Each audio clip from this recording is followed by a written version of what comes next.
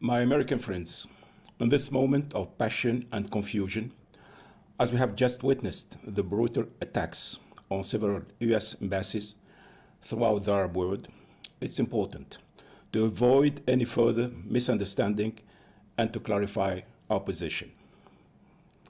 This is why I come here today to tell the American community living in Tunisia that we strongly condemn and regret the violence that took place during Friday demonstration.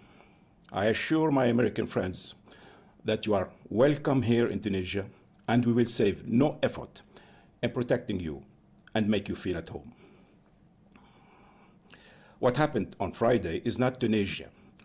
All Tunisians have been deeply shocked by the attacks on the American embassy and the American school that we are currently repairing to make it operational in a couple of days.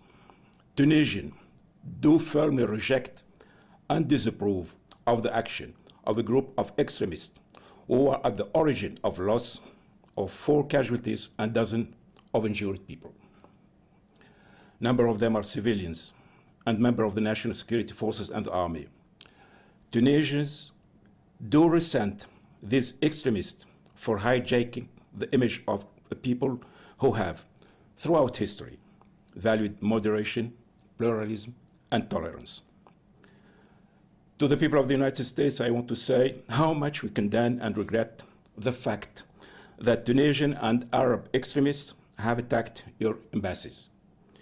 No idea, no speech, no artistic or non-artistic creation, no matter how bad or offensive they might be, could justify such an unacceptable violence. The death of Ambassador Christopher Stevens in Libya is a tragic loss for all of us and a dramatic threat to the prospects of democracy and peace in the Arab world.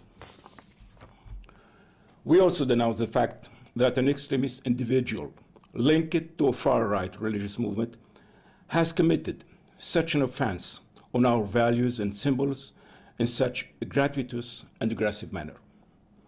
Be assured that we do not lump together few extremist individuals and the entire American people. Neither do we wish to see Tunisian people reduced to a group of religious radicals. Let us all be aware of the traps into which extremists from both sides want us to fall. The paradigm of the war of civilization is dead, and although lots of uncertainty lie ahead of us, one thing is sure, as President Barack Obama underlined last week, there is no them versus us, it's just us. In view of the flow of anxiety and questions triggered by the recent violence, I want to clarify 3 elements. First, there has been intense debate within Muslim majority countries over the place and meanings of religious symbols for many years, and the Arab revolutions have only accentuated this thirst for discussion and free speech. Questions over the meaning of the sacred, about the representation of companions of the Prophet in Egypt, or about paintings and plays in Tunisia, have been at the center of our public debates for the past couple of years. These discussions have indeed triggered a lot of passion, but they have never caused the type of violence we witnessed last week, simply because these are polemics that developed indigenously from the heart of society, in families, universities, unions, parties. People in Muslim majority countries do not need the external provocation of an obscure agitator to prompt a debate about religious freedom and freedom of speech. This debate is taking place already. Let us continue having this debate in our own terms, at our own pace. Second, a lot has been said in the past days about the importance of free speech and about the so-called inability of people in Muslim countries to accept criticism and deal with freedom of speech. Let me be clear. When it comes to dealing with universal values, there are no differences between people in the Muslim world and people in the West. Universal norms should not apply differently, be it in the Muslim world or elsewhere. We fully support and advocate freedom of speech. But all international charters and agreements are clear.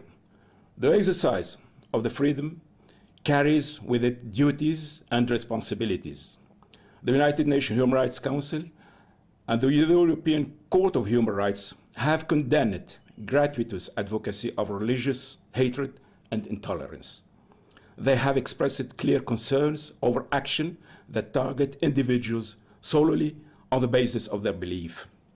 International treaties and organizations value freedom of expression to the extent that it can contribute to public debate and to improve human relations.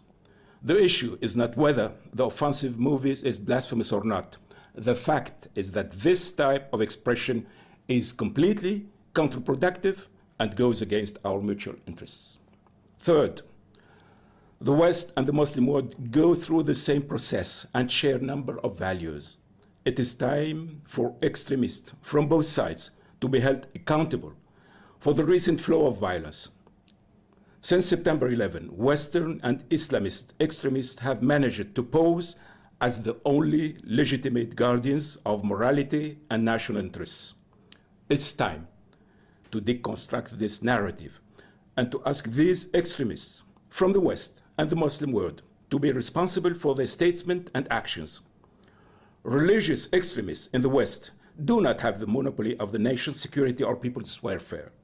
Their disrespectful action jeopardizes Western interests and reputation. Neither do religious extremists in the Muslim world have the monopoly on public morality or on people's future. Their actions do hinder the process of democratic transition and ruin our image abroad. In this time of challenge and uncertainty, it's crucial for both individuals and nations to stifle all these dangerous attempts to regenerate the so-called clash of civilization. Let us stand firm in our belief in a world that is increasingly interconnected, interdependent, and united. Thank you.